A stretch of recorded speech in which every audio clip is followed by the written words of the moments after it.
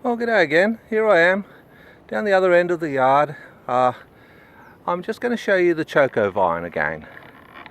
Why? Because it's in such bad shape and it's in such good shape at the same time. Down on the bottom area you'll see that some things have just completely died. And others I've replanted. They're thriving, but I don't know what's going to happen. We've got to get past this really hot weather. But the Choco vine stopped producing fruit.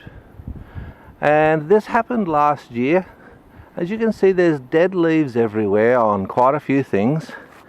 The others are trying to grow on, they're pumpkins there. These are the honeydews and whatever. Oh, by the way, I picked that honeydew that I had growing on this vine. It wasn't a honeydew. It was green on the outside. Don't you love those flowers just there?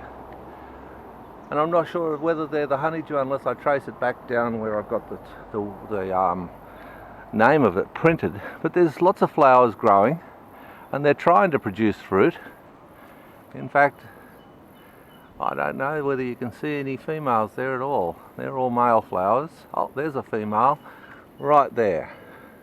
Okay, well, it only grew to a small size, so I think fertilizing is a bit of a problem. I've tried a few different ways and it's just not really pushing on. But that honeydew turned out to be a rock melon. It was orange inside. It was actually quite nice. But why did I have to pick it? Well, in my sojourn, my story of veggie gardens, a rat decided to climb up here and put a few tooth holes into it. So I had to pick it. Actually, it had fallen off. And when I looked inside, it was a lovely orange colour. That's a rock melon, not a honeydew. So things happen that are funny around here. But look how much of this has died. We've had 36, 38 degree temperatures. And it's just really been devastating on it. And yet other things like this is a Kent pumpkin, or the, yes, they used to be called the Jap pumpkin, but it's a Kent pumpkin. And they're growing strongly, producing nothing up here. In fact, none of my pumpkins, which if I show you over there, they look lovely, don't they? But they're not producing any fruit yet. And my whole Choco vine, which is recovering, I tried to show you that this is a new shoot, this really strong one coming through. And as the older ones die, these new shoots are shooting up. And the same thing's happening on all of the Choco vines that are a bit older. But eventually we'll see what happens. We've got quite a bit of time. Here we are, some lovely beautiful flowers from possibly a honeydew or a rock melon again. It works, but it doesn't work.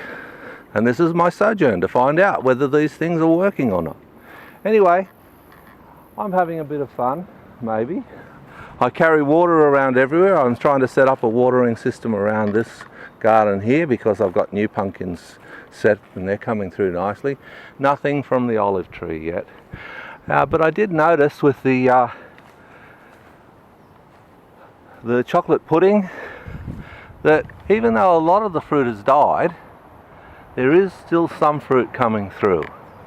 And that's partly because of the heat. And I showed you just a little while ago the starfruit tree in full sun, and it's blazing away and we're getting quite a bit of fruit off that particular tree.